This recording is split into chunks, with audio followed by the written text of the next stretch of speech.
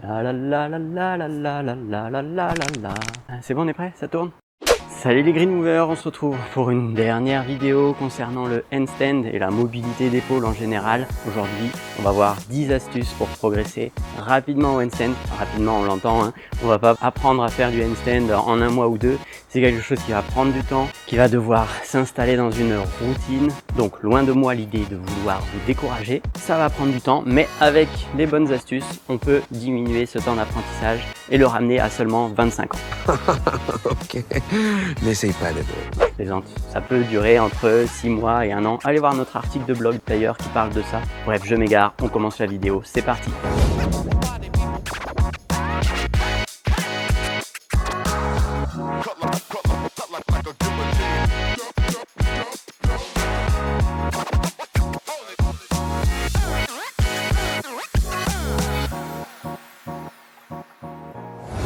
Oui, non, ouais bah non, je te dis il est tombé. Oui, en faisant du handstand. Oui bah ça va, je savais pas que c'était contre-indiqué de faire du handstand sur un toit. Et si ah oui, je téléphone avec une sandale et alors. Alors, numéro 10, pour perdurer et pouvoir s'entraîner régulièrement, on essaye d'avoir une hygiène d'échauffement bien sûr. Passer au moins 5-10 minutes, comme indiqué dans la vidéo précédente, à mobiliser les épaules, ouvrir le thorax. D'accord. Les poignets, colonne vertébrale, bassin, bref, on essaye de pas s'en passer puisque ça va nous permettre d'éviter les blessures. Ah d'accord. Arrête de faire ça, c'est bizarre. T'as rien, ça chauffe. C'est rien. Le mec tes zones, il arrive, il te met un coup de poing, après il se casse. Et tu dis merde, j'ai perdu mon temps quoi. On y va à l'ancienne. D'accord. On met des gants. Astuce numéro 9, pratiquer le headstand. Oui, c'est une bonne idée. En premier lieu, pour se familiariser avec la position d'inversion, le rôle des épaules, du bassin et des jambes. Et ça peut aider à créer une proprioception utile et transférable pour le handstand. Un exo qui m'a beaucoup aidé pour améliorer mon handstand, c'était de me mettre en headstand et de faire des pike press. Mais bon, l'appui sur la tête n'est pas un appui sur les mains, donc on passe au handstand. Numéro 8, donc je peux pas vous cacher qu'il faut travailler régulièrement, mais régulièrement, c'est quoi? Une fois par semaine, une fois par mois, 3 fois par semaine? Bah, tout dépend si on débute. Si on débute une fois par semaine pendant 1 mois ou 2, ça peut être suffisant le temps que les articulations s'habituent et que les poignets aussi s'habituent. Mais très vite, si on veut progresser, il faut passer à 2, voire 3, voire 4. C'est-à-dire 1 jour sur 2, voire tous les jours. Après, le problème avec tous les jours, c'est qu'on augmente le risque de blessure. Donc, 1 jour sur 2, ça reste très correct. Et combien de temps? Environ 15-20 minutes avec tous les éducatifs possibles. Et enfin, pour une bonne planification, je te conseille de le travailler en début de séance, juste après ton échauffement, parce que si tu le fais en fin de séance, tu vas être fatigué, ton système nerveux sera moins focus sur la tâche à accomplir et tu risques de progresser tout simplement moins vite. Numéro 7, le placement des mains, prioritairement à peu près largeur d'épaule, non pas parallèle mais légèrement tilté à 10h10. Et on vient agripper le sol avec le bout des doigts pour sentir les corrections se faire dans les poignets. On essaie de garder aussi le coude bien droit et non pas fléchi et les épaules bien dans les oreilles. Ouh, c'est chaud. Ça va nous permettre de corriger en temps réel avec les poignets, les épaules, les coudes et la colonne vertébrale et le bassin. Numéro 6, varier les éducatifs. Oui, c'est bien de faire souvent le même exercice pour progresser, pour créer de l'adaptation, mais c'est bien aussi d'amener des nouveaux exercices pour éviter de tomber dans de la frustration et de la stagnation. Si tu veux plein de nouveaux exercices pour progresser, rendez-vous dans la playlist handstand, tu devrais trouver quoi faire. Numéro 5, fais du travail neurologique.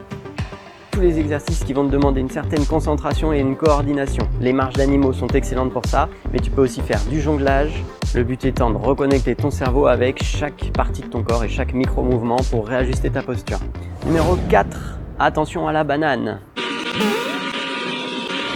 En effet, en général, on démarre le handstand en ayant une position qui n'est pas parfaite et on est arqué vers l'arrière. On trouve cet équilibre et ok, on démarre comme ça, mais on va essayer de ramener de l'alignement pour être plus stable. Donc pour ça, on va favoriser le travail face au mur, même si on ne bannit pas le travail dos au mur, qui est très bon aussi pour trouver notre équilibre. Donc on peut faire du wall walk et du travail en hollow body au sol aussi pour comprendre un petit peu comment cette position de cuillère doit se retrouver dans la position verticale.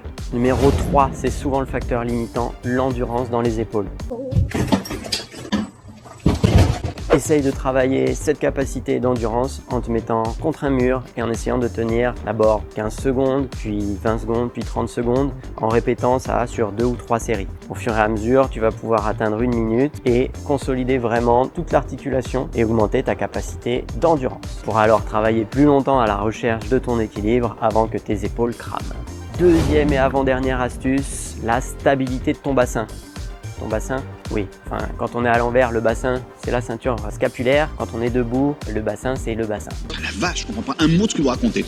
La ceinture scapulaire, comment la stabiliser, comment renforcer tout ça. Tous les exercices de rotation externe, rotation cubaine, rotation extérieure avec élévation, avec élastique, travail de mobilité complète. Bref, si tu veux des astuces, regarde dans les vidéos précédentes. C'est super important d'avoir une coiffe des rotateurs solide, stable, pour éviter de se déchirer et perdurer dans le game.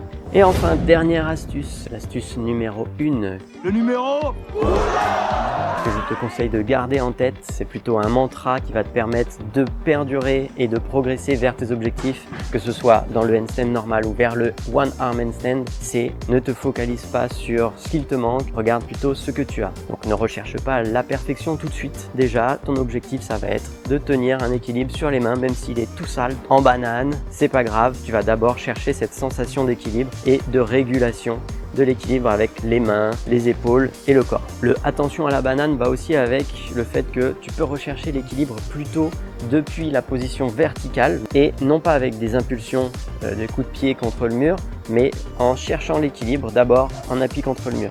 Donc là, tu te décolles et tu te remets.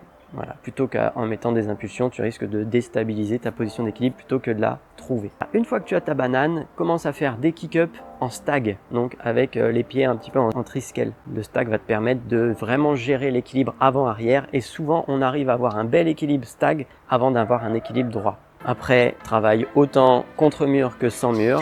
Apprends à rouler si tu as peur et si tu as cette appréhension à rouler. Et voilà, tu as à peu près tout en main. Je pense qu'avec ces 10 astuces, tu devrais pouvoir progresser. N'hésite pas à me poser des questions si tu veux être coaché personnellement avec un programme 100% dédié au handstand et personnalisé. Contacte-nous. Et si tu préfères t'organiser tout seul, va jeter un œil à la playlist handstand. Voilà les amis, la vidéo est terminée et j'espère que ces 10 astuces vont vraiment vous être utiles. Mettez-moi en commentaire si vous en avez d'autres. Je suis preneur. N'hésitez pas à liker, à partager la vidéo et à vous abonner bien sûr. Je vous dis à très vite pour une prochaine vidéo et d'ici là, portez-vous bien. Ciao ciao.